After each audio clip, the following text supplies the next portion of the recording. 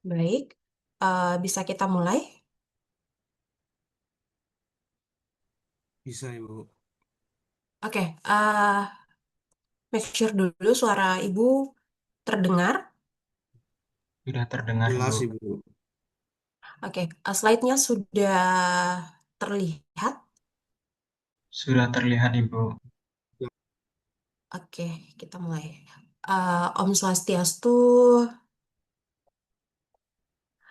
Assalamualaikum warahmatullahi wabarakatuh.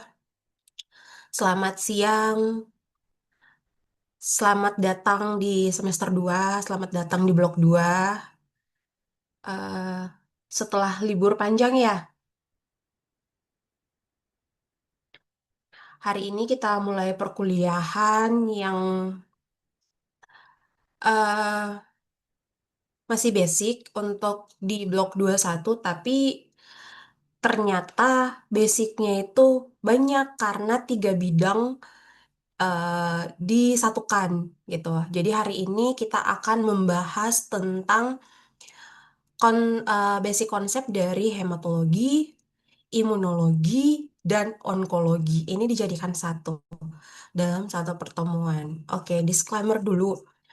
eh Sejujurnya, Ibu tidak bisa menghabiskan dalam waktu 120 menit ya. 120 menit untuk ketiga topik ini. Dari hematologi, imunologi, dan onkologi gitu. Jadi ini saja sekitar berapa slide ya? Hampir 40 lebih itu baru membahas satu topik gitu. Jadi mungkin bisa dibantu ya Ibu untuk eh, jika tidak selesai di hari ini dan kemungkinan besar memang tidak akan selesai di hari ini ya untuk kita singkat aja HIO gitu, hematologi, imunologi dan onkologi. Ini tidak selesai, mungkin Ibu bisa dicarikan waktu kita bertemu lagi untuk menyelesaikannya. Gimana?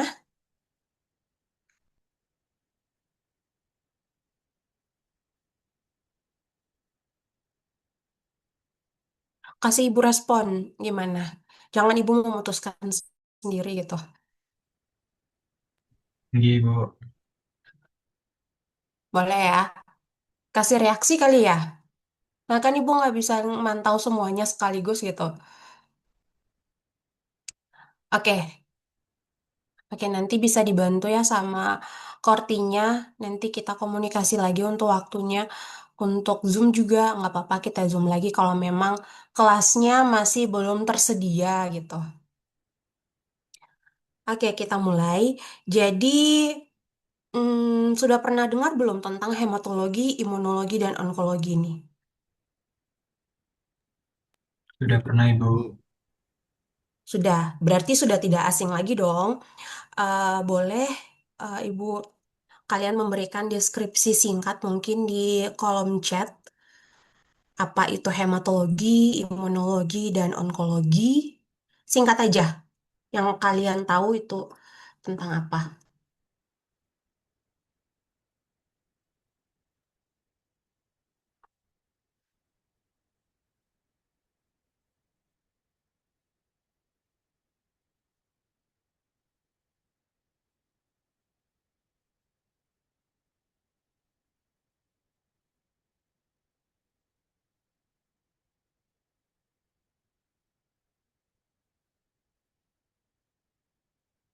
Ayo, hematologi itu apa? Singkat aja, hematologi kalian tahu hematologi itu apa?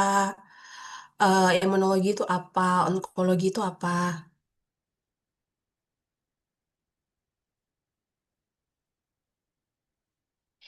Hematologi, ilmu tentang darah dan pembentukannya. Oke, siapa nih yang raise hand? Alzo.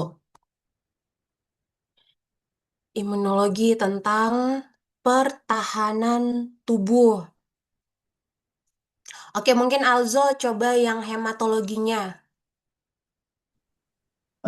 Baik, nah, jadi terima kasih kesempatannya. Jadi sesuai dengan yang telah saya pelajari juga, hematologi itu sendiri itu sama yang dikatakan di kolom chat itu adalah tentang darah dan organ pembentuk darah itu, yang dimana dia itu fokus utamanya itu pada sel darah merah itu eritrosit, dan sel darah putih leukosit, trombosit, sumsum tulang, serta pembekuan Oke, darah. Nah, oke, terima kasih. terima kasih Alzo. Bagus, Baik berarti Ibu. bagus imunologi. Oh, imunologi ya Bu ya. Ya, Baik Ibu, jadi saya izin perkenalkan diri kembali. Perkenalkan saya Pradisa dengan 3 digit Limakir 051 dari program studi kedokteran. Jadi berdasarkan apa yang saya ketahui, imunologi itu berasal dari dua kata. Yang pertama adalah imuno yang berarti pertahanan imun, kemudian logi atau bisa dibilang juga logos seperti ilmu. Jadi imunologi itu adalah ilmu mempelajari bagaimana sistem dari imun itu melindungi tubuh dari patogen, yang dimana secara umum prosesnya nanti akan meliputi sistem inflamasi, yang dimana inflamasi itu sendiri akan diawali dengan proses kemotaksisnya dulu, kemudian diarahkan melalui marginasi pada sel endotelinnya, kemudian akan diarahkan untuk mengalami diapedesis, dan nantinya akan terjadi proses fagositosis jika merupakan berupa makrofag ataupun berbagai jenis sel lainnya melakukan imun lain yang melakukan fagositosis, atau juga mungkin bisa nanti apoptosis kalau misalkan seperti natural killer atau di cytotoxic cell. Mungkin sekian Ibu. oke, oke. Intinya sistem pertahanan tubuh ya. Selanjutnya Albert yang onkologi. Baik Ibu, sebelumnya apakah suara saya terdengar jelas? Ya, Oke, baik Ibu, sebelumnya izin memperkenalkan diri kembali. Saya Albert dengan 3 digit NIM akhir yaitu 010.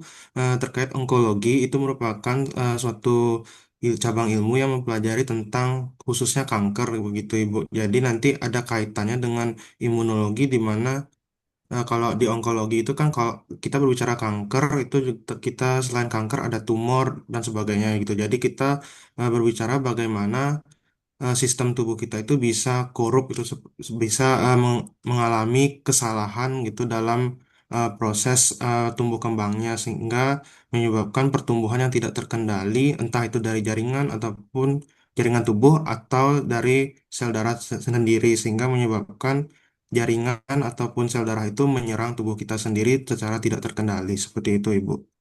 oke, terima kasih. Oke, eh, jawabannya semua sudah benar ya, dari kolom chat juga benar. Jadi, eh, pada pertemuan ini kita akan membahas tiga konsep, tiga bidang yang penting, yaitu hematologi, imunologi, onkologi. Yang ketiganya ini berkaitan dan juga sebagai fondasi penting sebelum membawa kalian memahami tentang bagaimana itu penyakit klinis. Selanjutnya,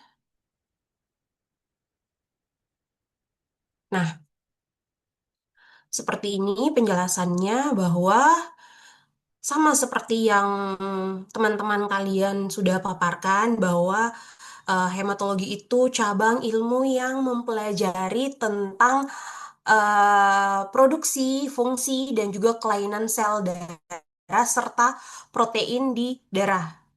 Kemudian imunologi itu bagaimana tubuh untuk mempertahankan diri dari yang namanya penyakit melalui respon imun yang terkoordinasi antara sel, jaringan, dan juga molekul.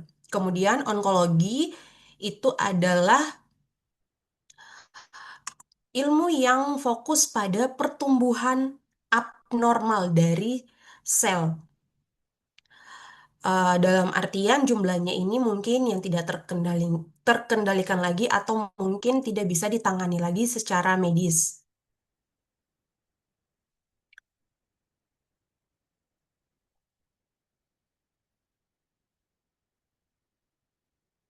Sudah terganti belum slide-nya ya?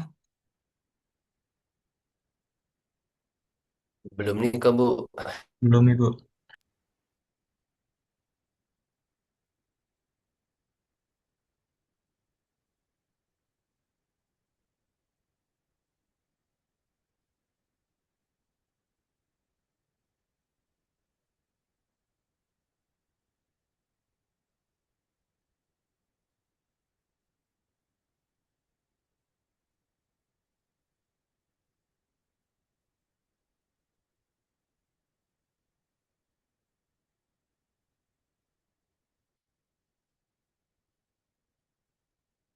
Nah, tadi sudah sempat disinggung, ada di hematologi itu komponennya itu ada eritrosit, leukosit, trombosit, kemudian ada sumsum tulang. Nah, itu merupakan komponen-komponen dari eh, hematologi gitu.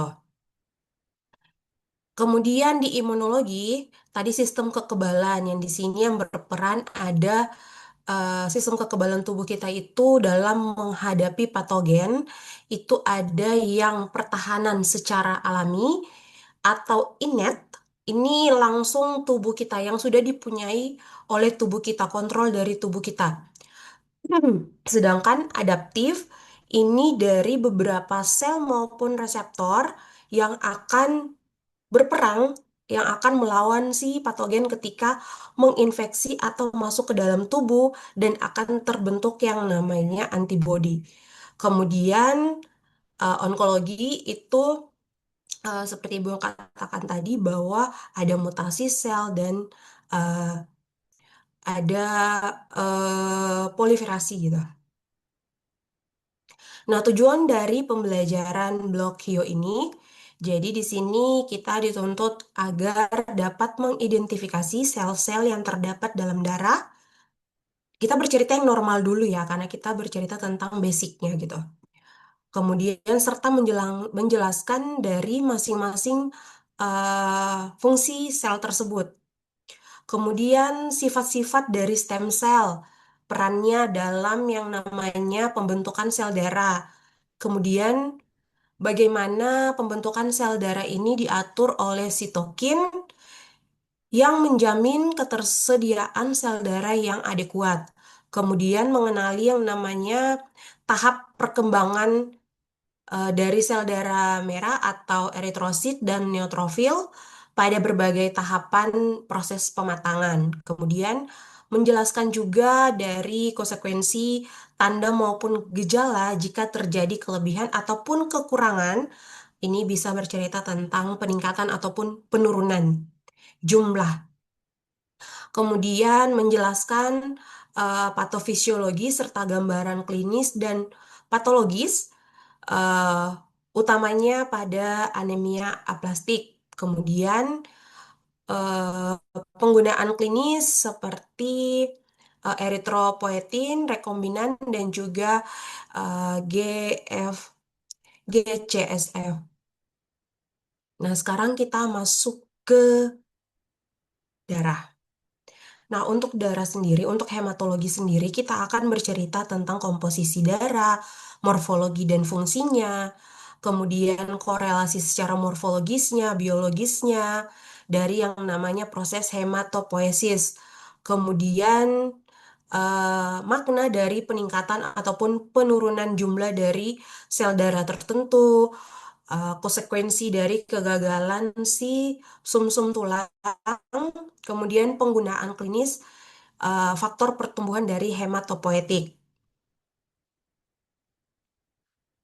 Nah, komposisi darah sendiri itu terdiri dari plasma yang isinya itu ada air. Kenapa, Dek? Raise hand? Permisi Ibu, saya izin tanya untuk slide-nya itu sudah tergerak ya Ibu? Karena di layar saya itu nggak bergerak Ibu, masih di slide Oh, pertama di judulnya. oh, semuanya seperti itu. Ini sudah bergerak sih Iya, di Ibu. Di saya juga masih di slide pertama gitu, Ibu.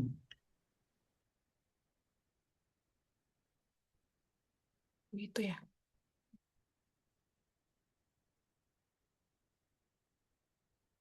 Coba Ibu stop share lagi ya. Tidak berpindah ya dari tadi ya? Iya Iya, Ibu. Ibu.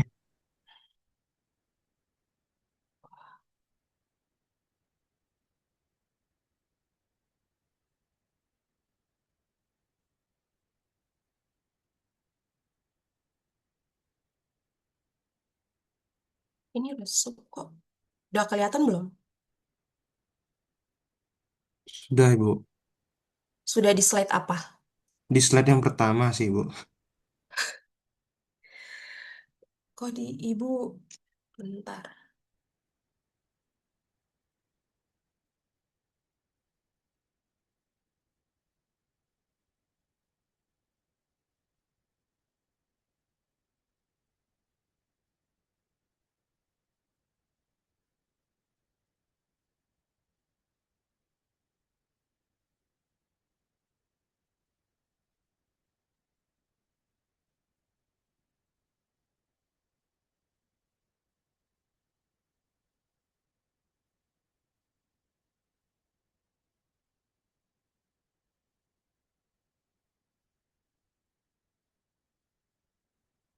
Masih di slide pertama. Masih, Ibu. Oke, Ibu.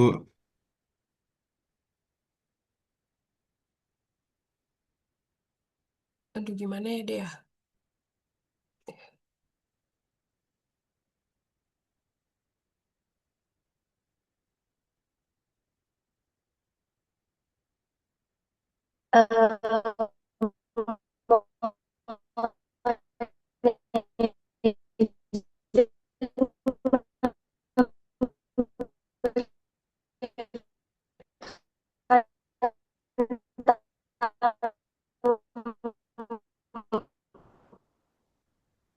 Adi mau ngomong apa?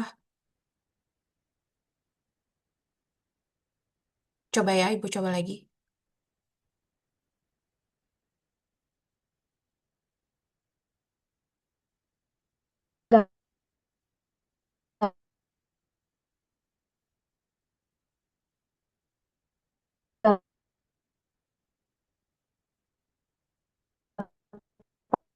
Ya, izin Ibu. Bu, apakah boleh jika Oke, izin Ibu, kalau boleh dari kami yang bantu share screen Ibu supaya pembelajarannya jadi lancar itu Bu. Oh iya, tapi kalau ada gambar nanti gimana? Mau nunjukinnya? Kayak kemarin lagi kita. Bentar. Udah terganti belum? Sudah Ibu. Sudah, Ibu. Sudah ya, Bu. Oh, berarti Ibu mesti on cam ya? Kayaknya. Udah terganti belum? Sudah terganti, Ibu. Sudah terganti. Yang tampak di layar Sudah. kalian sekarang yang mana? Di konsep satu Ibu di Di komposisi konsep darah. satu. Oke, Ya.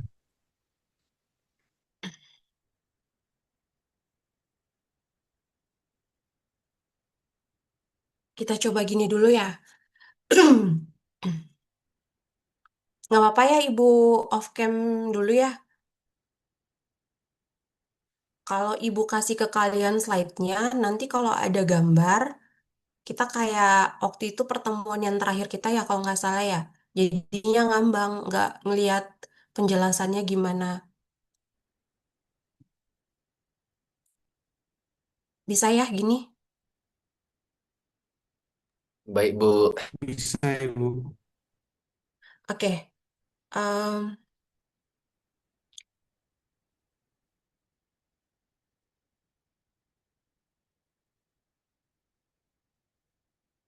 Oke, kita lanjut ke komposisi dari darah sendiri, yang terdiri dari plasma, ada air, ada elektrolit, nutrisi, produk sisa, protein terlarut. Nah, sel darah sendiri itu terdiri dari yang namanya eritrosit, leukosit, kemudian ada juga trombosit atau platelet. Jadi untuk volume yang terbanyak itu yaitu dari eritrosit. Dia sekitar 40 sampai dengan 50% dari jumlah keseluruhan komposisi darah. Nah,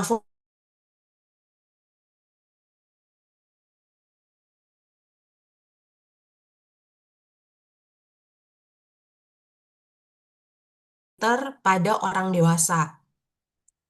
Nah, pada pemeriksaan atau hitungan darah lengkap atau ya biasa kita kenal dengan CBC ya.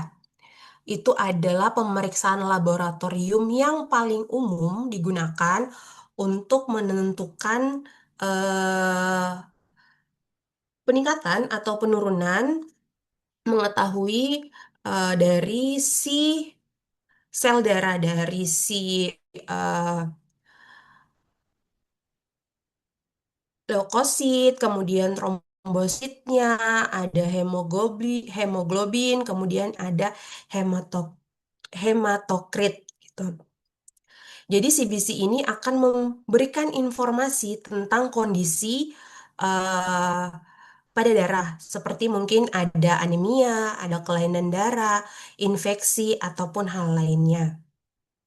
Nah, sekarang yang jadi pertanyaan, apa yang mempengaruhi dari hasil yang didapatkan pada saat CBC gitu. Ada yang mau jawab? Silahkan yang raise hand.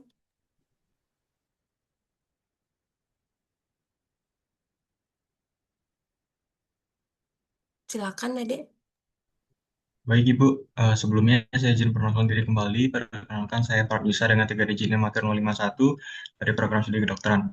Jadi untuk apa yang mempengaruhi hasil dari complete blood count? Nah, kalau complete blood count itu kan di mana kita akan menghitung kadar dari sel darah merahnya, hematokrit, kemudian kita juga menghitung kadar dari white blood cell-nya, kemudian juga gimana cara kita menghitung dari trombositnya. Nah, kalau misalkan CBC complete blood count ini bisa berubah jikalau misalkan ada suatu infeksi.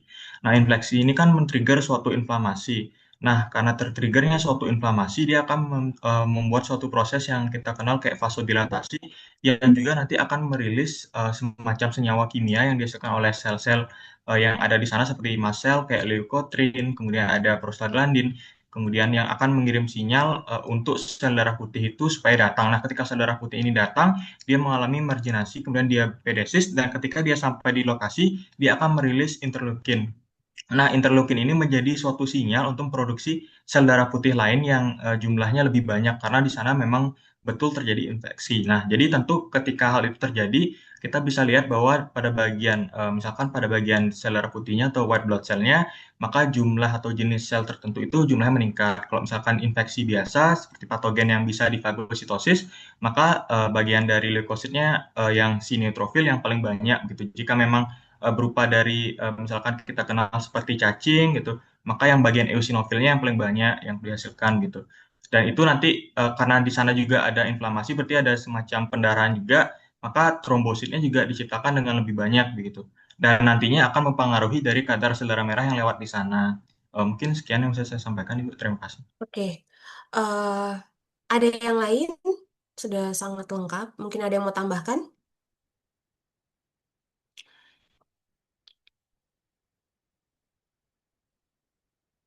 Wilmar.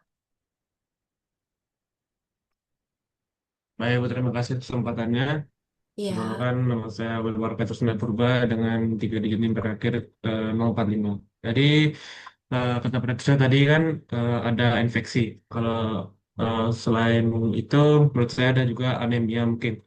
Jadi anemia itu membuat apa eh, berkurangnya sel darah merah yang ada di dalam darah kita. Jadi itu membuat CBC-nya bisa eh, berubah atau tidak menjadi tidak normal. Habis itu mungkin ada makanan juga bisa, eh, misalnya kita kekurangan mengonsumsi zat besi, jadi itu memengaruhi jumlah atau sel ukuran darah merah. Oke. Sekian dari saya, mungkin Baik, dari terima teman-teman yang kasih, lain. Terima Dede. kasih. Dari Bagus tadi infeksi, dari Wilmar itu anemia dan lainnya. Ada lagi dari Alzo.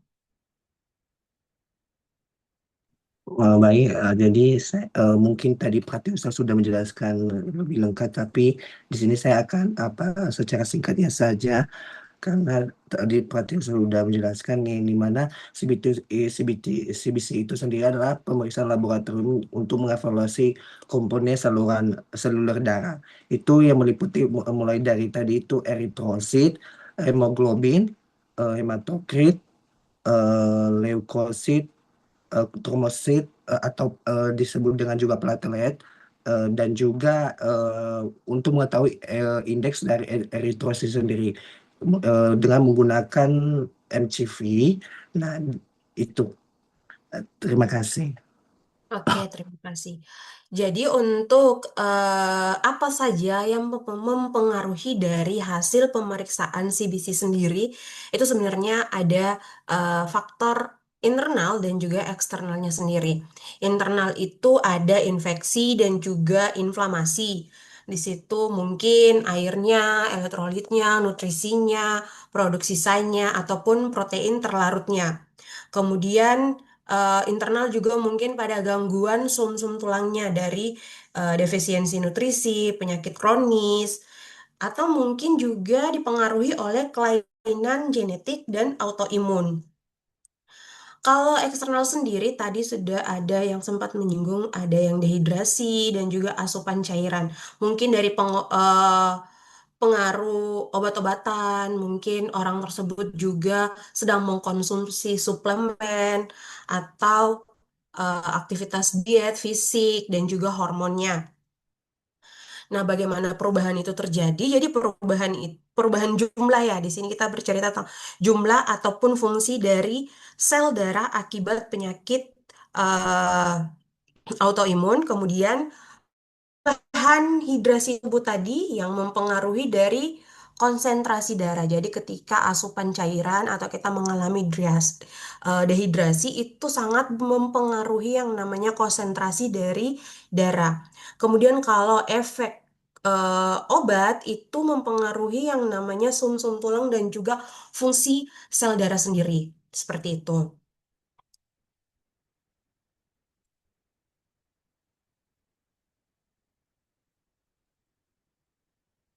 Nah, selanjutnya kita masuk ke morfologi. Morfologi kita mulai dari eritrosit. Eritrosit ini khasnya yang paling khas dia itu tanpa inti atau anukleat. Kemudian dia bentuknya itu bikonkav. Hal ini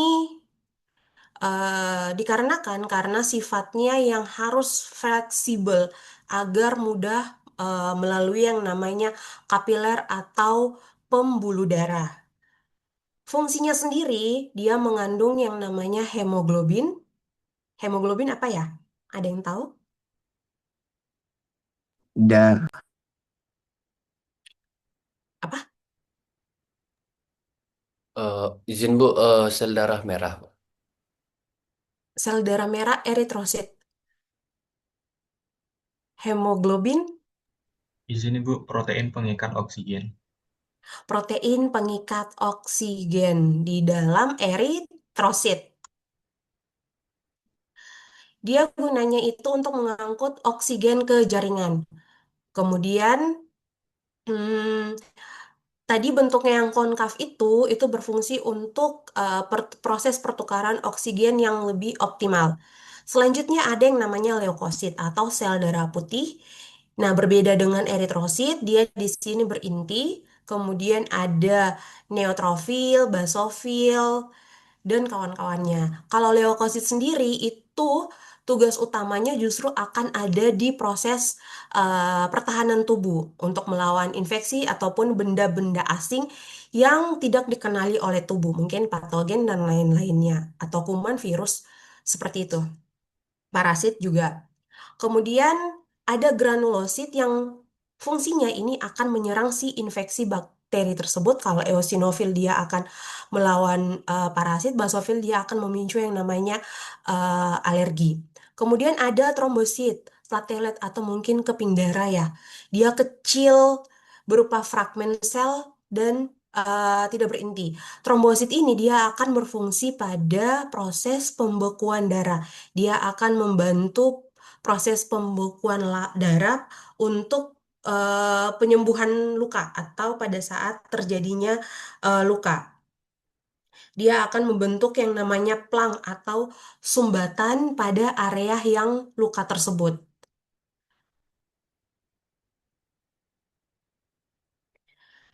Nah, selanjutnya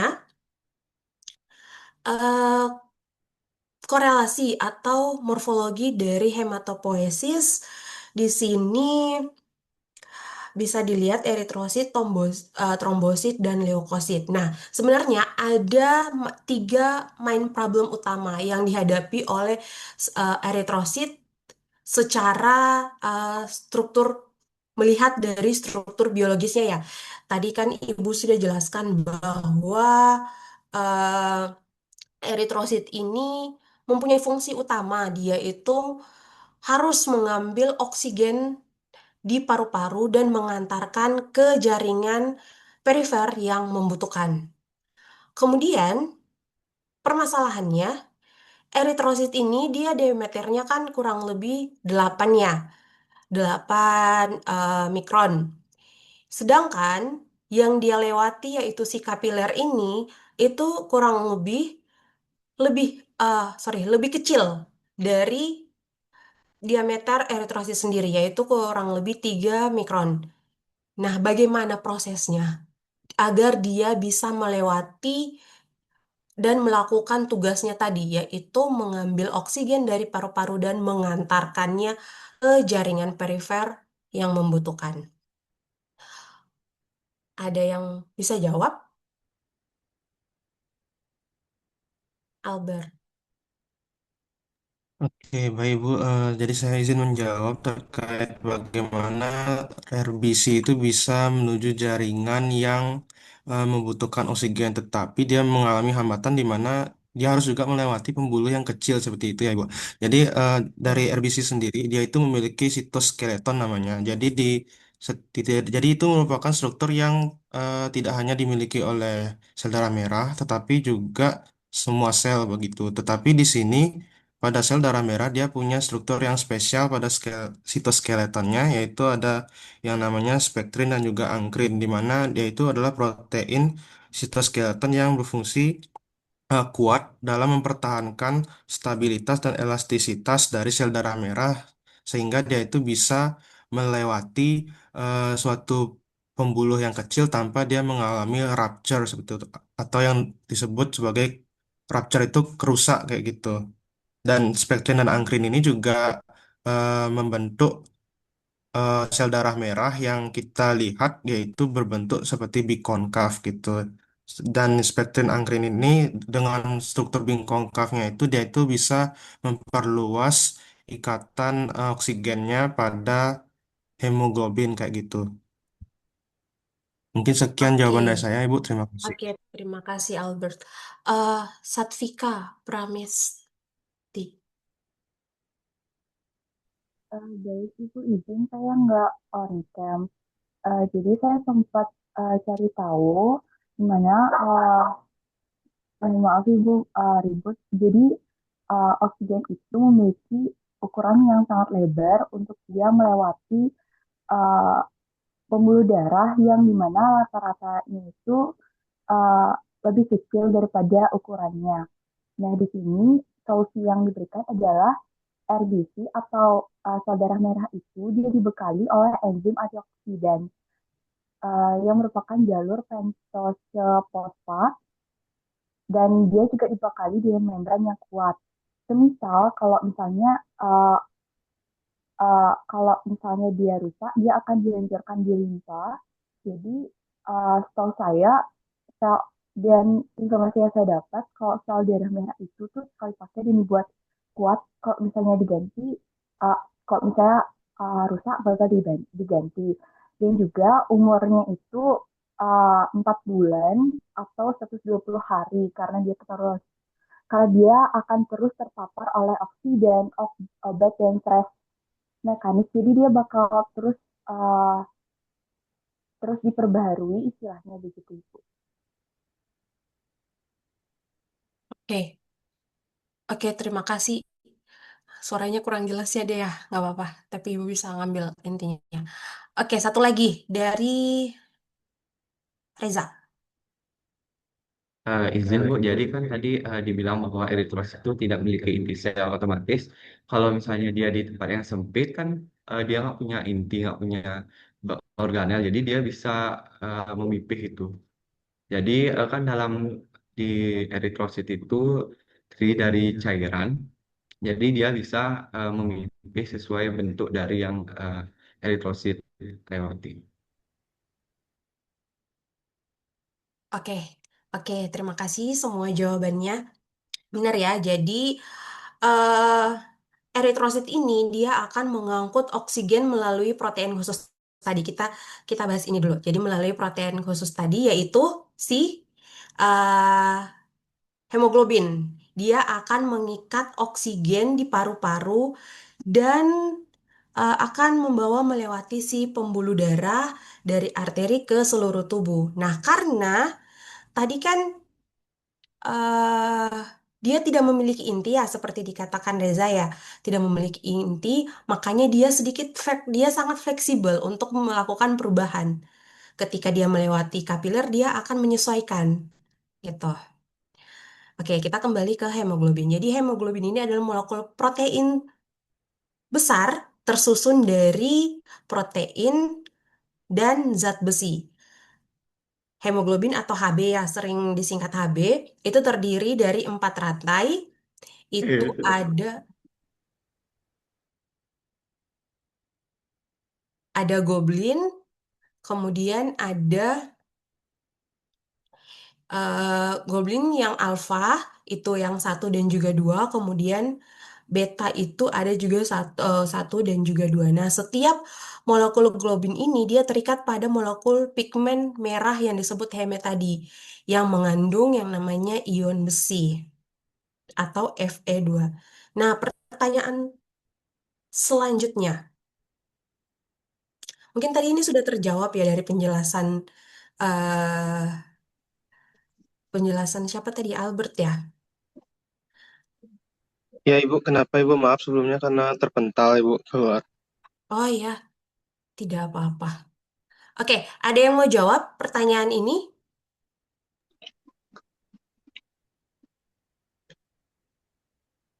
Izin menjawab Ibu. Ya,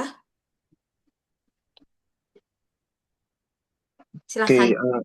baik Ibu, sebelumnya saya berizin menjawab terkait pertanyaan itu. Eh, yang pertama, what happened next after the RBC bind the O2? Berarti dia itu kan karena dari sel darah merah itu dia itu punya 2 hemoglobin gitu ya. Jadi ada hemoglobin alfa sama hemoglobin beta seperti itu. Nah, setelah RBC berikatan dengan O2, maka dia itu akan kalau kita lihat pada gambar itu sudah jangan jelas bahwa dari ikatan rantai alfa dan juga beta itu akan yang apa ya bertambah erat seperti itu. Oke, oke. Izin menjawab, Ibu. Ya, silahkan.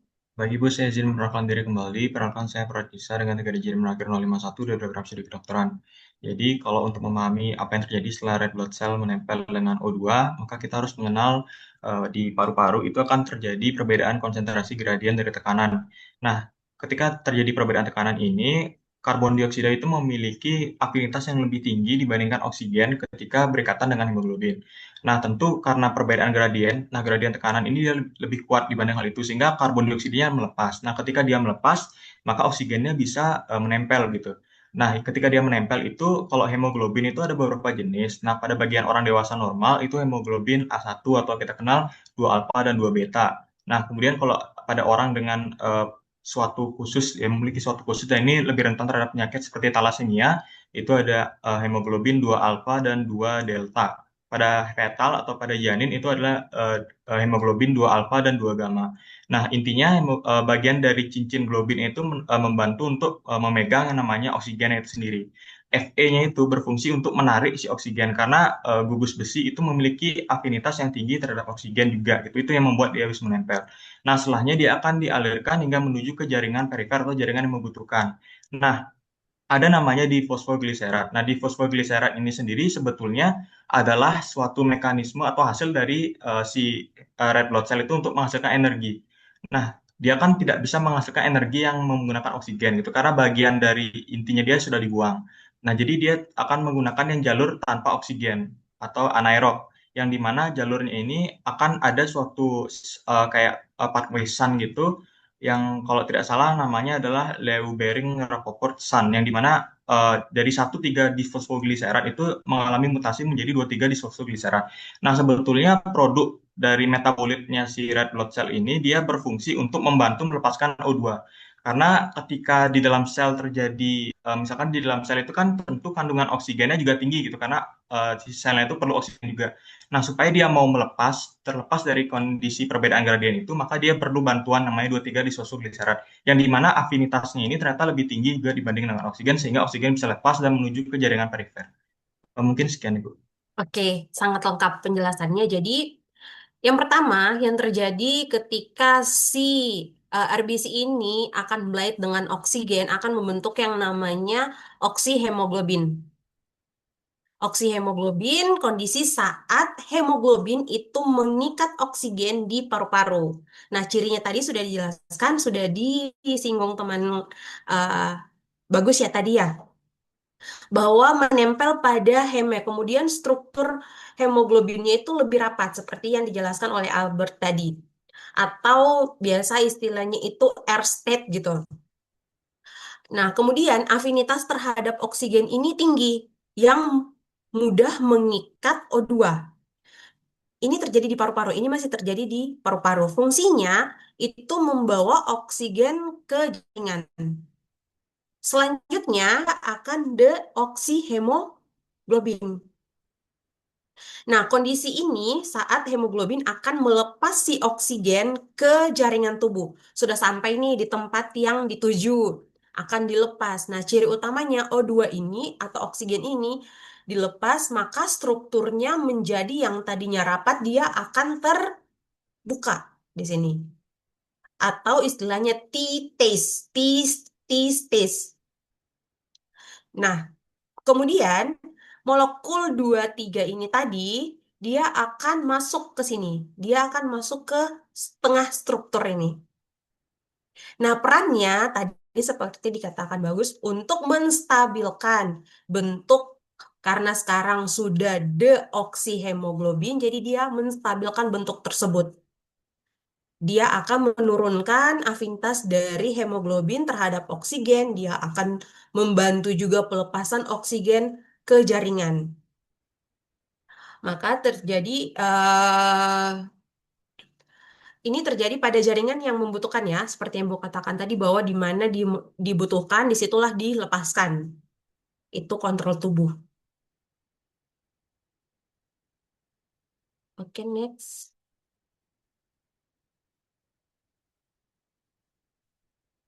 Nah, ini tadi yang sudah dijelaskan sangat rinci ya dari teman kalian bahwa mengapa eritrosit itu tidak memiliki inti. Ternyata ya memang ada kebutuhan-kebutuhan khusus yang harus dijalankan atau peran khusus yang memang eh, memungkinkan bahwa eritrosit ini harus tidak memiliki inti gitu. Jadi dia memberi ruang besar untuk si hemoglobin. eh jadi dia bagaimana ya membahasakannya? Hampir seluruh volume sel itu sel eritrosit itu kan diisi sama hemoglobin ya. Jadi dia meningkatkan kapasitas dalam pengangkutan oksigen gitu. Kemudian meningkatkan fleksibilitas sel tadi. Karena kan kapilernya kecil ya, bentuk si eritrosit ini gede, makanya dia harus bersifat fleksibel untuk melewati dan masuk ke jaringan yang membutuhkan.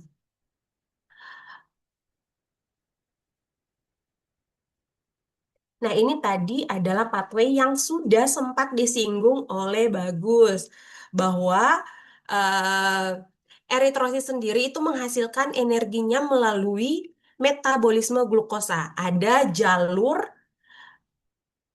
tiga jalur di sini, ada tiga pathway, ada yang menghasilkan NADH untuk menjaga hemoglobin tetap dalam bentuk Fe tadi, kemudian ada juga yang menghasilkan 2-DPG tadi untuk fungsinya membantu pada saat deoksihemoglobin, kemudian ada yang menghasilkan NADPH untuk melindungi dari yang namanya radikal bebas. Karena eritrosit tidak memiliki mitokondria, nah sistem ini, yang ini tuh sangat penting untuk kelangsungan dari hidup sel. Selanjutnya, ini adalah gambar sel darah merah yang tadi kita sudah katakan bahwa diameternya lebih besar dibandingkan dengan diameter kapiler. Bisa dilihat di sini, eh, hal yang memungkinkan karena eritrosit ini memiliki membran yang fleksibel dan elastis, maka membran eritrosit ini tersusun atas dua komponen. Tadi sudah sempat disinggung, dua komponen. Yang pertama itu ada lipid bilayer, yang isinya itu ada kolesterol dan fosfolipid. Struktur ini gunanya itu menjaga kestabilan dan juga untuk fluiditas membran. Di dalamnya ini ada yang namanya protein band 3, yang ini untuk pertukaran ion, dan glikoporin. Yang glikoporin ini dia memberi muatan negatif, sehingga sel tidak saling menempel. Jadi tidak saling menempel satu sama lain. Jadi ini adalah protein untuk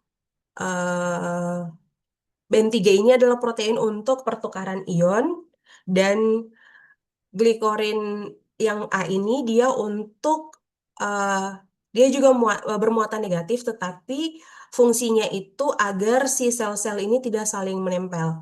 Yang kedua itu ada sitoskeleton membran tadi, yaitu jaringan protein elastis di bawah membran yang komponen utamanya itu ada septrin, bisa dilihat di bagian bawah ini ada septrin yang alfa, kemudian ada septrin yang beta. Dia fungsinya untuk memberikan elastisitas. Kemudian ada yang namanya aktin di bagian tengah ini, dia berfungsi sebagai penghubung dari jaringan-jaringan. Kemudian ada akrin, ada protein B1, ada juga protein B2. Mereka ini menstabilkan struktur-struktur tersebut. Nah, ada dua interaksi yang dilihat di sini, ada yang secara vertikal, ada yang secara horizontal. Kalau secara vertikal, dia akan mengikat yang namanya sitoskeleton dengan membran guna tadi, yaitu menjaga stabilitas. Sedangkan untuk yang horizontal ini, dia menghubungkan jaringan septrin. Dia akan memberikan yang namanya elastisitas. Nah, struktur yang ini memungkinkan eritrosit berubah bentuk saat melewati si kapiler kecil tadi dan kembali berbentuk ke semula jika sudah lewat gitu. Jika struktur ini rusak, sel tersebut akan menjadi rapuh dan terjadi yang namanya anemia hemolitik.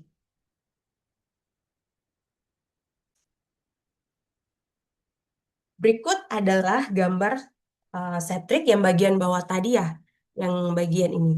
Ini septrik yang memberikan elastisitas.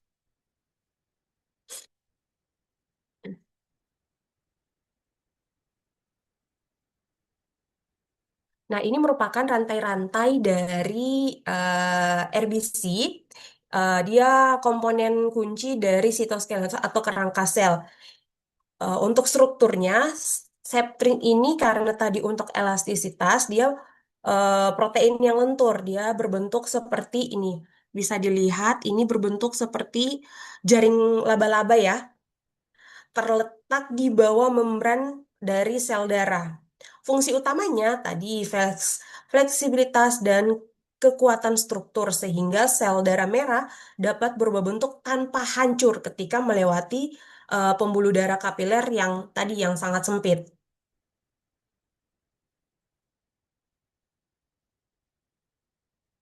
Kita masuk ke komposisi dari eritrosit. Eritrosit itu terdiri dari 50% dia protein, untuk memberikan yang namanya kekuatan dan bentuk sel. Kemudian 20%-nya itu fosfolipid untuk membentuk lipid bilayer. Kemudian 20%-nya lagi itu untuk keseimbangan. Ini kolesterol 20% ini. Kemudian 10%-nya itu karbohidrat, yang dimana digunakan untuk sebagai tanda pengenal sel nanti, mungkin antigen pada saat pemeriksaan golongan darah. Mutasi pada protein struktural membran eritrosit dapat menyebabkan kelainan pada ukuran, bentuk, dan juga fleksibilitas dari RBC sendiri. Nah, perubahan ini terjadi karena gangguan pada kerangka sitoskeleton membran yang berperan mempertahankan stabilitas dan deformabilitas eritrosit saat melewati yang namanya mikrosirkulasi tadi. Beberapa kondisi yang ditimbulkan bersifat tanpa gejala klinis yang bermakna, seperti hereditary eliptositosis, di mana eritrosit ini berbentuk oval, namun dia masih dapat berfungsi relatif normal. Sebaliknya, kelainan lain yang menyebabkan hemolisis dan anemia, seperti yang sudah disinggung oleh siapa tadi ya, Wilmark ya, itu ada hereditary yang spherositosis dan ada yang piropoikilositosis. Di sini kalau yang speritirosis itu dia eritrositnya dia berbentuk spheris, dia rapuh dan mudah hancur. Sedangkan yang satunya itu ini jarang ya, lebih jarang dan berat. Biasanya ditandai dengan deformitas yang ekstrim, yang dimana eritrosit ini mengalami peningkatan sensitivitas terhadap suhu, sehingga terjadi yang namanya hemolisis yang berat. Selanjutnya kita masuk ke platelet. Secara teknis ya platelet ini sebenarnya bukan sel sejati ya, melainkan fragmen dari sitoplasma yang dibatasi membran dan berasal dari sel prekursor besar di sumsum tulang yang disebut dengan megakaryosit. Trombosit ini berfungsi untuk menutup yang namanya kerusakan atau lubang pada pembuluh darah. Ketika dinding pembuluh darah mengalami cedera dan lapisan endotel permukaan terganggu, trombosit ini akan melekat atau adesi pada lokasi yang cedera tersebut. Kemudian dia akan melepaskan mediator kimia yang menarik trombosit lainnya. Kemudian dia akan berkumpul membentuk si platelet plang tadi, menghentikan yang namanya pendarahan.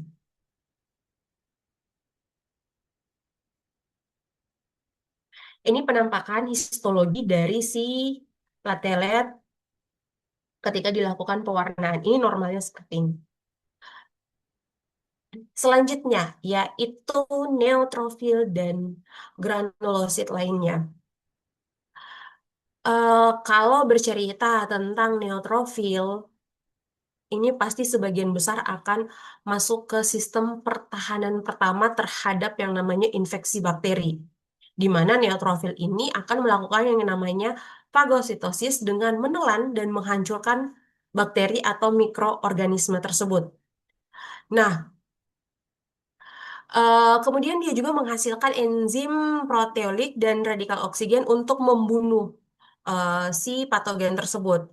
Sayangnya, si neutrofil ini umurnya nggak lama, umurnya pendek karena pada saat dia bekerja, pada saat dia melakukan fagositosis, membunuh si bakteri, neutrofil ini ternyata dia juga ikutan rusak oleh zat toksik yang dia sudah lepaskan untuk memerangi si bakteri tersebut. Jadi setelah dia menelan, mencerna si bakteri, melakukan segala yang dia bisa, ternyata neutrofil menghancurkan dirinya sendiri gitu. Ya, kurang lebih 5 sampai 7 hari setelah infeksi. Kalau dalam pemeriksaan laboratorium atau CBC, jika neutrofil itu meningkat atau disebut dengan neutrofilia, itu biasanya itu terdapat infeksi bakteri akut ataupun inflamasi. Kalau dia menurun atau neutropenia itu risiko tinggi infeksi. Misalnya pada yang kemoterapi atau gangguan pada bone marrow. Nah, ini penampakan histologi dengan pewarnaan KIMSA dari neutrofil. Bisa dilihat. Nah, kemudian ada juga yang neutrofil immature. Jadi, di sini neutrofil yang inti selnya gambar ini, dia inti selnya ini belum mengalami yang namanya segmentasi sempurna. Biasanya dia band sel atau sel pita. Nah, jumlahnya meningkat selama infeksi bakteri karena sel-sel ini dilepaskan lebih awal dari bone marrow ke sistem sirkulasi. Jadi sekitar 50% neutrofil pada suatu waktu itu tidak benar-benar beredar bebas, melainkan menempel longgar pada bagian dinding pembuluh darah. Nah, neutrofil ini dapat dilepaskan kembali ke sirkulasi oleh rancangan fisiologi seperti stres mungkin dan juga aktivitas fisik lainnya berupa olahraga. Oke, selanjutnya yaitu eosinofil dan basofil. Eosinofil kalau peran utamanya dia akan memerangi parasit yang besar atau cacing. Peran besarnya pada reaksi alergi juga kalau si basofil dia pelepasan histamin dan juga heparin. Dia em, kalau terjadi peningkatan itu akan dicurigai sebagai penyakit proliferasi pada bone marrow untuk basofil. Kalau si eosinofil biasanya indikator alergi atau infeksi parasit biasa ditandai dengan alergi, mungkin eh, kemudian ada juga asma.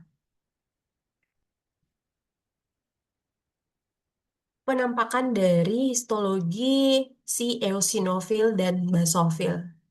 Eosinofil sama basofil ini masuk di apa tadi ya? Eritrosit apa leukosit ya? Leukosit, Ibu. Leukosit. Leukosit, Bu. Yang Ya, granulosit. leukosit. Jadi ini dia di timnya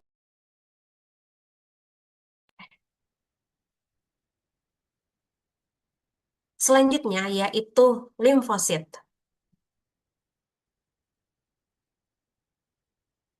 Limfosit biasanya jumlahnya sedikit lebih rendah dibandingkan dari neutrofil dalam darah perifer, kecuali pada anak-anak eh, jumlah limfosit ini lebih dominan. Ukurannya kecil, sedikit lebih besar dari eritrosit. Kalau eritrosit tadi 8, kalau si limfosit ini 10. Selnya mononuklear, sitoplasmanya relatif sedikit, dia berwarna kebiruan, kemudian intinya bulat dengan kromatin yang padat. Kadang juga biasanya ditemukan menggumpal. Kemudian sel-sel ini kadang disebut sebagai limfosit atipikal, yaitu peningkatan jumlah limfosit dapat mengindikasi neoplasma limfo, limfoproliferatif, tetapi juga dapat terjadi pada infeksi virus maupun infeksi bakteri. Next, ada monosit. Fungsi utamanya yaitu untuk fagositosis.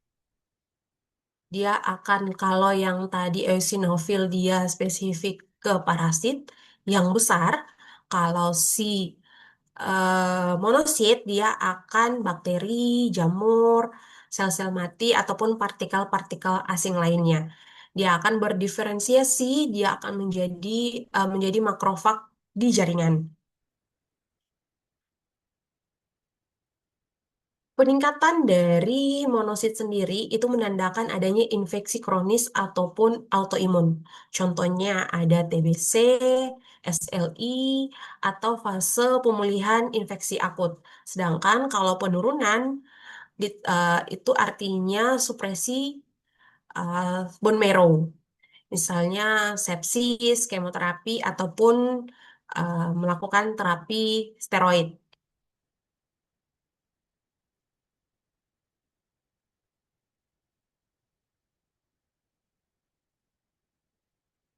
Selanjutnya kita masuk ke sumsum tulang atau bone marrow dan uh, development dari sel darah.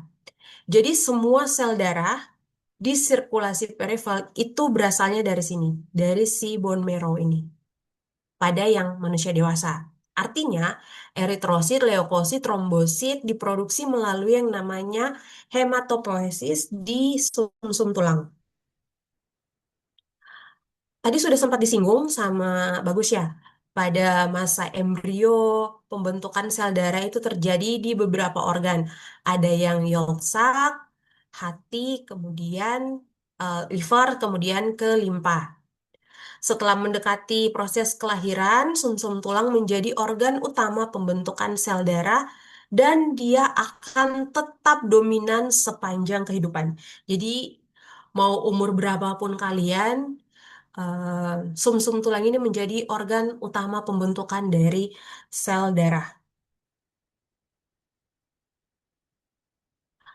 Produksi sel darah ini berpindah lokasi selama perkembangan manusia dari yang organ embrional ke sumsum tulang dan kemudian menjadi pusat utama hematopoiesis pada orang dewasa. Nah, ada yang bisa menjelaskan dari gambar ini? Ini adalah eh, hematopoietik dari proses maturasi sel gitu. Silahkan. Baik Ibu, mungkin bisa saya langsung jawab ya Bu ya. Saya izin menelpon diri kembali, perkenalkan saya Pradisa dengan 3 digit NIM akhir 051.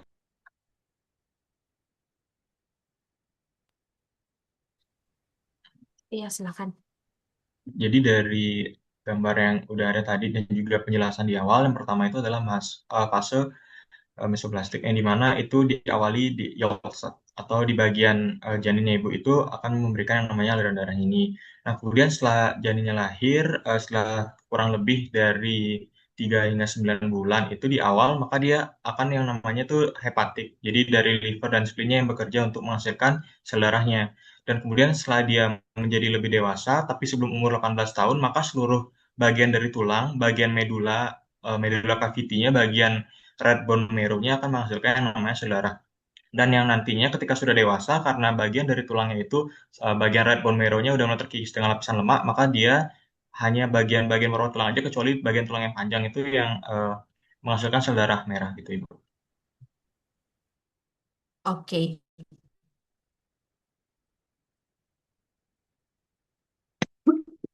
Bentar ya, Dek.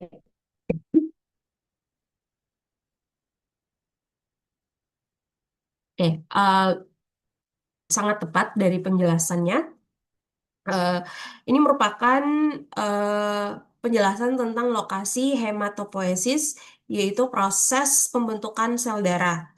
Pada manusia, berdasarkan usia, mulai dari janin, dari 0 bulan ini, lihat di bawah ini ada bulan, mulai dari 0 usia janin sampai ke masa dewasa, ketika sudah lahir, itu sudah mulai usia tahun di bawah. Yolk bisa dilihat garisnya di sini. Yolk itu menjadi lokasi utama pada awal kehamilan. Dia menjadi lokasi utama selama hingga trimester pertama. Kemudian liver dan juga spleen ini akan mengambil alih sebagai lokasi utama pembentukan sel darah sejak usia 2 bulan hingga menjelang kelahiran. Jadi pada saat sudah menurun fungsi dari Yolsak ini akan diambil alih oleh si liver dan juga spleen ini sampai menjelang kelahiran di 9 bulan. Kemudian masa bayi hingga dewasa dari 9 bulan sampai ke ya umur panjang 70 tahun lah di sini ya digambarkan. 70 tahun bone marrow Bone marrow ini menjadi satu-satunya lokasi hematopoiesis setelah bayi lahir. Kemudian distal bones ini akan aktif pada masa anak-anak hingga usia sekitar 20 sampai dengan 30 tahun. Kemudian aktivitas ini akan menurun. Si skeletal aksial tadi, dia seperti tulang belakang, dada, dan panggul tetap menjadi lokasi utama pembentukan sel darah sepanjang hayat manusia. Jadi tadi seperti yang Ibu katakan, sampai umur kalian di kehidupan itu. Intinya, seiring bertambahnya usia, pusat produksi darah itu berpindah dari organ luar ke dalam sumsum tulang. Dan pada akhirnya hanya berpusat pada tulang-tulang rangka utama yang ada di dalam tubuh. Seperti itu gambarannya.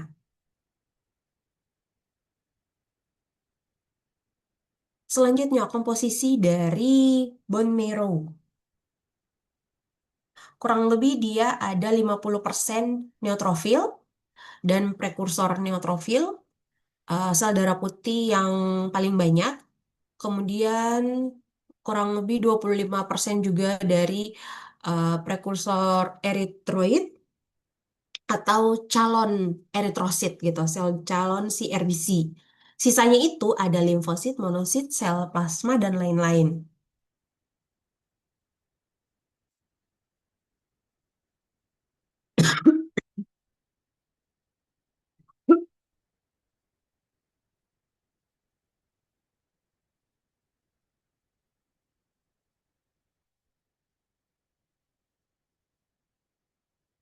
Ada yang mau jelaskan?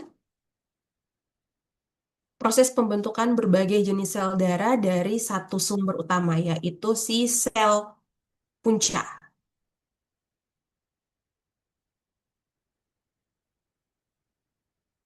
Albert.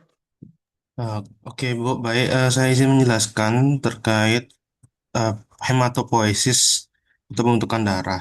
Nah, jadi hematopoiesis itu kan ada banyak sebenarnya ya, Bu ya. Ya. Hematopoiesis itu terbagi ada kayak ada leukopoiesis, trombosis, kemudian juga eritropoiesis. Nah, ini kalau kita lihat secara general mengenai hematopoiesis itu dimulai dari yang pertama itu ada namanya PHSC itu atau pluripotent hematopoietic stem cell kayak gitu. Ini yang ditunjukkan oleh gambar yang paling atas itu sel punca hematopoietik. Nah, karena dia merupakan stem cell, berarti dia punya kemampuan memperbanyak diri, kemampuan untuk mengembangkan dirinya itu menjadi beberapa anakan yang baru seperti itu. Nah, kemudian dari sel punca ini akan dilanjutkan menjadi MPP dan di sini ada yang penting kita ketahui adalah bahwa dari MPP ini dia akan terspesialisasi. Entah dia itu terspesialisasi mungkin menjadi sel darah merah, sel darah putih ataupun trombosit seperti itu. Nah, di sini dia terspesialisasi menjadi dua pathway, ada common lymphoid progenitor dan common myeloid progenitor. Nah, yang myeloid inilah yang berkaitan dengan nantinya sistem imun. Kemudian, maaf, oh ya betul. Dari common myeloid inilah yang nantinya akan berkaitan dengan sistem imun kayak monosit, neutrofil, Pak. Kemudian juga dari common lymphoid. Nah, common lymphoid ini khusus dia dari namanya itu khusus untuk limfosit kayak gitu. Nah, di sini ada limfosit B, limfosit T gitu. Nah, di sini saya fokusnya akan bahas di jalur limfoid. Nah, jadi kalau di tubuh kita, di tubuh manusia itu kita kan seperti di slide sebelumnya bahwa kita kan memproduksi sel darah merah, sel darah putih dan juga keping darah. Untuk sel darah putih sendiri khusus untuk dari limfosit dia itu akan diproduksi oleh tubuh kita sejak janin, tepatnya di trimester akhir, mendekati trimester akhir dan dilanjutkan saat kita masih anak-anak. Nah, jadi eh, proses bagaimana tubuh menghasilkan limfosit adalah dia itu pertama ada yang namanya tentunya stem cell dah dulu di awal. Kemudian dari stem cell itu dia memilih nih common lymphoid progenitor. Kemudian dia akan terbentuk eh, kayak prekursor awal dari limfosit T dan limfosit B. Nah, limfosit T dan prekursor dari limfosit B dan T itu akan mengalami maturasi yang di tempatnya itu di timus gitu. Nah, bagaimana cara mereka maturasi di timus adalah mereka itu namanya ada positif and negatif selektif. Jadi positif and negatif selektif itu dia itu harus bisa positif gitu mengenali reseptor reseptor untuk persinyalannya mereka sendiri, dan juga negatif artinya dia itu tidak boleh sampai bereaksi dengan jaringan di tubuh kayak gitu. Jadi mereka tuh diseleksi di sini di timus itu. Dan nantinya outputnya adalah dari limfosit B dan limfosit T itu nantinya yang diambil tuh cuma 10%-nya. 90%-nya dibuang. Kenapa dibuang? Karena itu tadi dia mengalami seleksi gitu. Dan yang kalau jadi seleksinya itu nanti dia kayak dipaparkan suatu antigen. Kalau dia bereaksi dengan salah satu antigen tubuh, maka dia akan dihancurkan segera dan tidak akan beredar di dalam tubuh seperti itu. Oke. Jadi proses pembentukan tadi kan Albert katakan berbagai jenis darah ya dari satu sumber utama. Di sini kita bercerita tentang stem cell yang merupakan sel induk yang memiliki kemampuan untuk memperbanyak diri atau self renewal. Dan dia juga berubah menjadi berbagai jenis sel darah. Itu kata kuncinya tadi. Sudah dijabarkan di awal nama Albert. Jadi dalam prosesnya ini melalui dua pathway. Ada yang myeloid, ada yang limfoid. Kalau yang myeloid ini menghasilkan sel-sel untuk imunitas bawaan, kemudian transportasi oksigen dan juga pembekuan darah. Contohnya si eritrosit untuk oksigen, trombosit untuk pembekuan darah, serta monosit dan neutrofil untuk melawan infeksi secara umum. Sedangkan untuk yang jalur limfoid, dia akan menghasilkan sel-sel untuk imunitas adaptif, yaitu memori. Contohnya sel B dia akan menghasilkan yang namanya antibodi, kemudian sel T ini pengatur respon imun dan pembunuh sel terinfeksi, dan sel natular killer atau NK tadi yang membunuh sel virus ataupun tumor.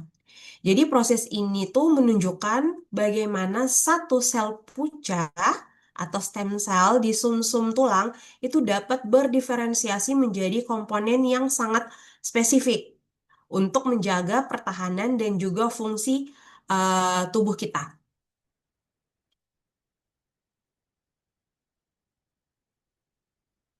Selanjutnya, ini adalah langkah-langkah atau eh, maturasi atau pematangan dari sel meloid dan eri, eri eritroid ya. Eritroid yaitu bagaimana proses sel induk berkembang menjadi sel darah putih dan juga sel darah merah yang matang. Kalau jalur meloid ini dia akan menghasilkan neutrofil, dan kalau si eritroid ini atau pembentukan sel darah merah dia akan menghasilkan eritrosit yang matang. Jalur meloid sendiri atau pembentukan neutrofil ini prosesnya menunjukkan perkembangan sel darah putih jenis neutrofil untuk sistem kekebalan tubuh dari yang mieloblas, kemudian promilosit, kemudian milosit, metamilosit, kemudian band cell sampai ke neutrofil. Karakternya sel mulai dari yang ukuran besar dan juga intinya ini bulat. Kemudian, inti sel akan perlahan-lahan mengecil dan berubah bentuk. Dia akan menjadi bendulo atau pita hingga akhirnya terfragmentasi atau tersegmen dia pada tahap dewasa yaitu neutrofil yang matang. Sedangkan pada jalur yang eritroid itu pembentukan sel darah merah, proses ini menunjukkan pembentukan eritrosit yang gunanya mengangkut oksigen dari bentukannya proerythroblast, early erythroblast, intermediate, late, kemudian polikromatik sampai ke mature. Nah, karakternya di sini ada sel darah merah yang matang adalah satu-satunya sel dalam tubuh yang tidak memiliki inti. Namun, pada tahap late ini sebenarnya dia memiliki inti dari awal proses. Pada tahap late ini, intinya dikeluarkan. Gunanya agar si sel dapat membawa oksigen secara maksimal. Jadi, semakin matang sel-sel tersebut, semakin matang sel-sel tersebut, ukuran sel ini bisa dilihat dari apa ya, kiri ke kanan, bisa dilihat ukurannya itu cenderung mengecil. Tetapi di sini fungsinya itu lebih spesifik dalam menjalankan tugasnya di dalam sirkulasi.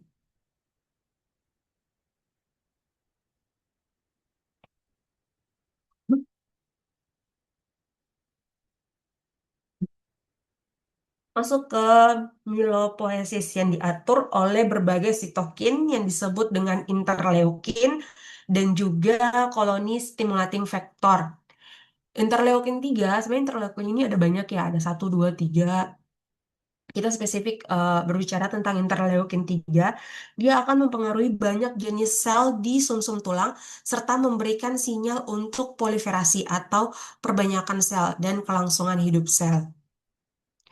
Sedangkan untuk yang granulosit, koloni stimulating factor, dia akan merangsang proliferasi dan juga diferensiasi sejumlah sel prekursor awal, serta juga mempengaruhi sel T dan berbagai jenis sel lainnya.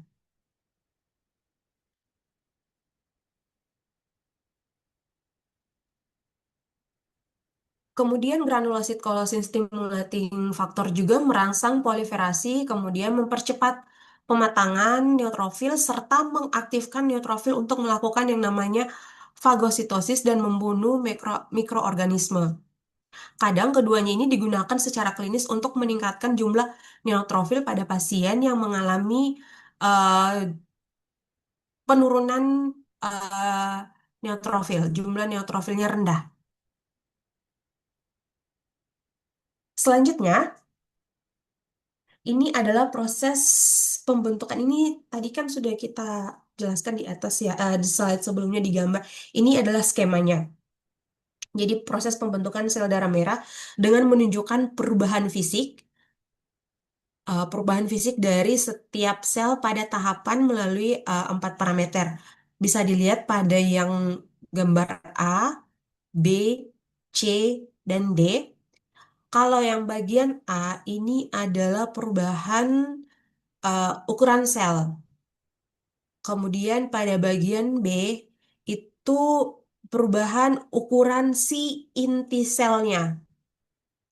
Kemudian pada bagian C itu kepadatan dari kromatinnya yang berubah.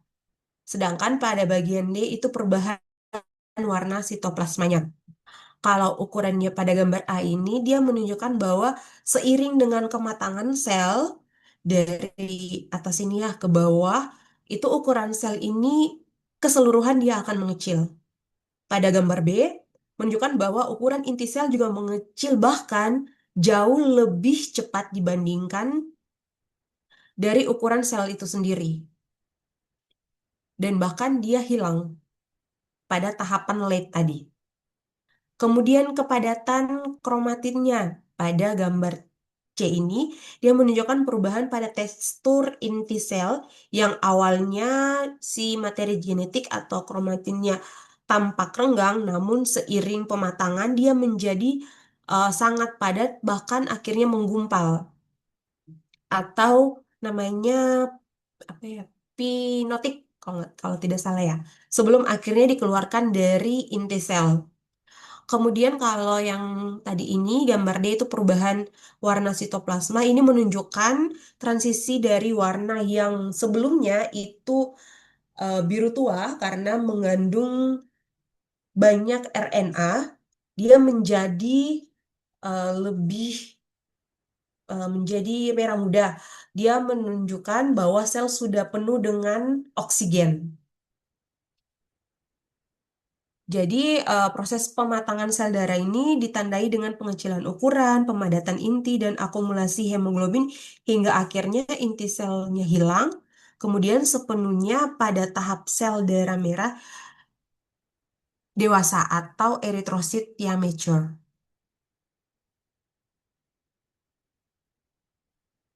Nah, ini adalah gambar terakhir kalau tidak salah Ibu ya. Ini merupakan ringkasan proses produksi sel darah merah berdasarkan di sini ada sensor, ada hormon, ada produksi dan juga ada hasilnya. Bisa dilihat dulu. Alurnya seperti ini. Jadi, ginjal akan mendeteksi jika kadar oksigen, jadi ginjal ini akan sensori, dia akan mendeteksi jika kadar oksigen di dalam tubuh rendah. Kemudian, ginjal akan melepaskan hormon yang namanya eritropoietin tadi ke aliran darah, ke sirkulasi. Hormon tersebut akan merangsang bone marrow untuk untuk mempercepat pembuatan dari sel darah merah.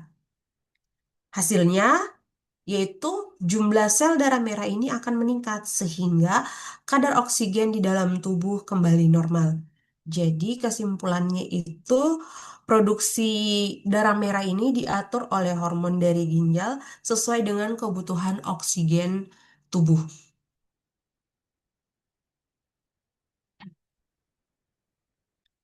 Eritropoietin atau biasa disingkat EPO ini diproduksi oleh sel-sel khusus di ginjal sebagai respon terhadap penurunan kadar oksigen. Nah, penurunan jumlah sel darah merah misalnya setelah perdarahan akut dan menyebabkan turunnya kadar oksigen di ginjal. Kondisi lain seperti hemoglobin yang mengikat O2 yang sangat kuat misalnya hemoglobin janin atau fetal, HB atau hipoksemia kronis. Itu dapat memberikan sinyal yang sama. Kemudian kadar eritropoietin dalam serum dapat diukur dan dapat membantu menentukan penyebab anemia atau penyebab peningkatan dari jumlah RBC.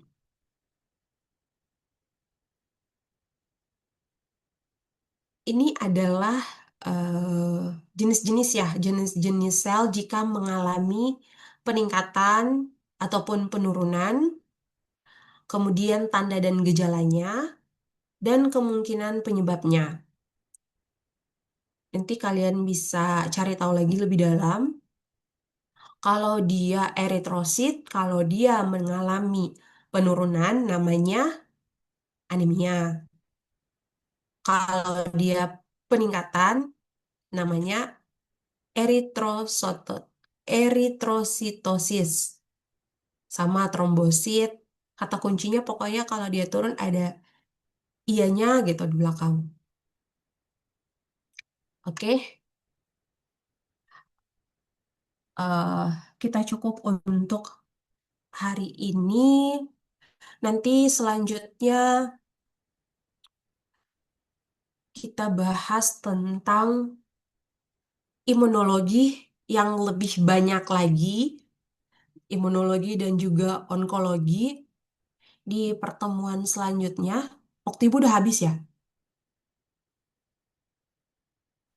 Sisa 10 menit, Ibu. Ya deh ya.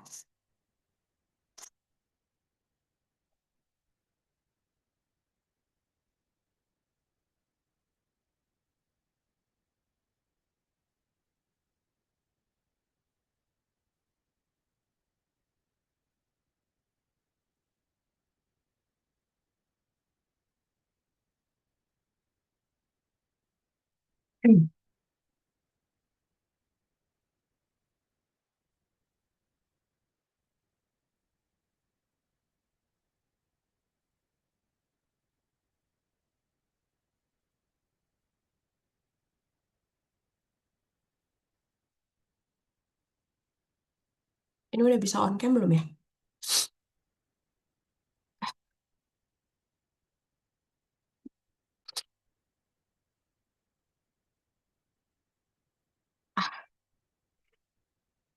Oke, nanti kita akan membahas lagi tentang eh, topik lainnya, imunologi dan juga onkologi di pertemuan selanjutnya.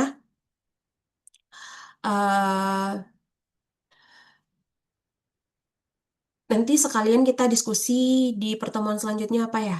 Biar sekalian dibahas hematologi, onkologi, sama imunologi. Oke? Yang ini Ibu stop record.